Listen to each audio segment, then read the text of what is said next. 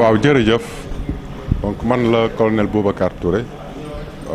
secrétaire permanent comité bi nga xam ne mooy saytu affaire réfugiés yi wala rapatriés yi ak personnes déplacées yi te nag dañu ñëwoon Ndar pour waxtaan ak ñoom ci ay textes yu bees yu concerné réfugiés yi ak apatrides yi ndax dañu amoon benn loi bu ñu koy tuddee loi de 68 bi nga xam ne moo doon wax lépp luy jëm ci mbiru réfugiés yi loi boobu nag dañ ko changé depuis 2022 parce que loi bi jëlul woon li ñuy wax apatrides yi nga xam ne amuñu woon li ñuy wax dëkk kenn reconnaître leen loi bi aussi jëlul woon suffisamment en compte dispositif institutionnel buy toppatoo mbir yi léegi nag loolu la loi bi def ndax séena bi nga xam ne boo réfugié bu ñëwee foofu lay dem déposer ay kayitam séena boobu léegi dugal na ko ci biir benn commission bi naan commission chargée des réfugiés et des apatrides et aussi loi bi jël na en compte apatrides yi donc loolu la ñu ñëwoon waxtaan nag antenne sous-régionale bu nekk Saint-Louis Saint-Louis buñ ko waxee den xam ni moo nekk ci vallée bi fa la réfugié mauritanien yi nekk ñoo xam ni mën nañu ëpp nañu 2 junni te réfugié yooyu ñi ngi fii depuis fanweeri at ak ñeent lu ko ëpp daanaka et loolu bu amee nag dëkk bi nga xam ne da nga ñëw daf la war a jàppale pour sa tooguwaay gën a dëgër tooguwaay boobu nag moom la ñuy tuddee intégration tooguwaay bi gën a baax bi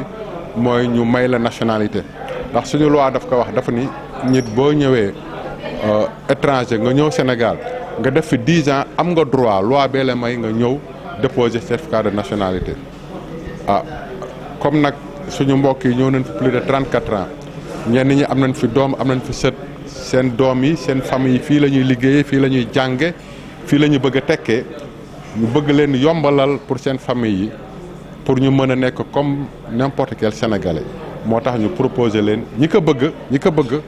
nationalité ndax loi bi may na leen ko ñu accompagner leen ba seen nationalité génn pour que seen njaboot mën a am même chance yi que yeneen sénégalais yi donc loolu daal lañ doon waxtaanaat ak ñoom aussi te fu mu nekk nii kontaan nañu ci atelier bi ndax comme niñ ko doon defee ñoom ñëpp wane nañu seen Pastef ci question wu réfugiés yi et posé nañu aussi question yu bëri pour laaj ci affaire lu bees li nga xam ne mooy apatride bi et ñun aussi tontu nañ leen ci nu mu waree jërëjëf. Bonjour, je m'appelle Georgette Bassène-Mendy. Je suis chargée de terrain au niveau du HCR, au bureau multipays du HCR au Sénégal. Je suis le point focal pour le Sénégal.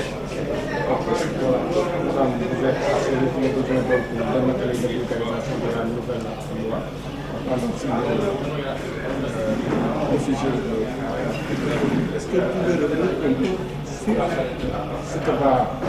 apporter la nouvelle piste que va apporter cette nouvelle loi? Merci beaucoup. Cette nouvelle loi va intégrer en tout cas les questions d'apatride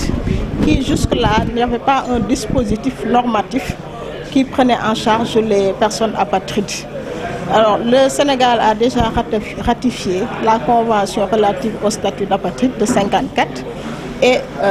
celle de 61 sur la réduction des cas d'apatride.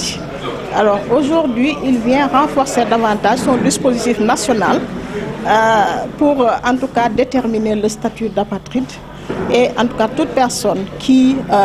se retrouverait dans une situation d'apatridie pourrait valablement demander le statut avec cette réforme de la loi.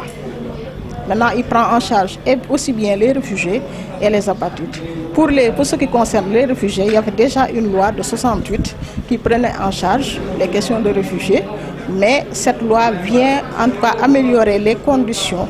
des réfugiés et des apatrides en prenant en compte le droit le principe de l'unité familiale qui est pris en compte, les questions de détermination du statut, comme je l'ai dit, d'apatride, comme je l'ai dit tantôt, une instance d'appel indépendante pour le statut de réfugié aussi ou d'apatride. Donc c'est une amélioration et le Sénégal est le 3e pays de la zone CEDEAO à réformer sa loi en tenant en compte les 2 aspects, notamment réfugiés et apatrides. La zone nord, on sait que c'est une zone où il y a beaucoup de ressources humanitaires. Quel sera donc le travail que vous allez mener pour accompagner ces populations? En tout cas, pour renforcer davantage cette prise en charge des questions d'apatrides et de réfugiés, nous sommes, depuis 2019, nous avons travaillé sur une stratégie multipartenaire et pluriannuelle qui a eu des résultats tenus, mais cette stratégie globalement prenait en compte les questions de protection et de solutions durables pour en l'occurrence les réfugiés mauritaniens qui sont là depuis 1989. Alors cette stratégie de solution est plus axée sur la naturalisation parce que entre 2008 et 2012, il y a eu plus de 24 500 qui ont déjà été rapatriés en Mauritanie et depuis lors, il n'y a pas eu encore d'autres opportunités pour pouvoir continuer ce rapatriement et les autorités sénégalaises ont pris l'engagement, en tout cas ont perpétué leur engagement en ce qui s'agit de questions de solutions et de protection en réformant leur législation, mais aussi en continuant la recherche de solutions avec l'accompagnement du Haut Commissariat des Nations Unies pour les réfugiés, qui a pour mandat d'accompagner les États, en tout cas dans le cadre de ces réformes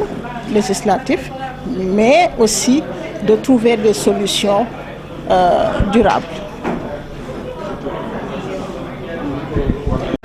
Salam alaikum, man mangi tudd Madame Mendy Georgette Bassane, mangi topato lepp luy lu ñuy wax activité ci terrain di liggéey HCR au commissariat des Nations Unies pour les réfugiés, bureau multipays pour les réfugiés au Sénégal. Li may liggéey nag mooy ci saytu lépp luy mbirum protection ak solution réfugiés yi fii ci Sénégal maay point focal bi.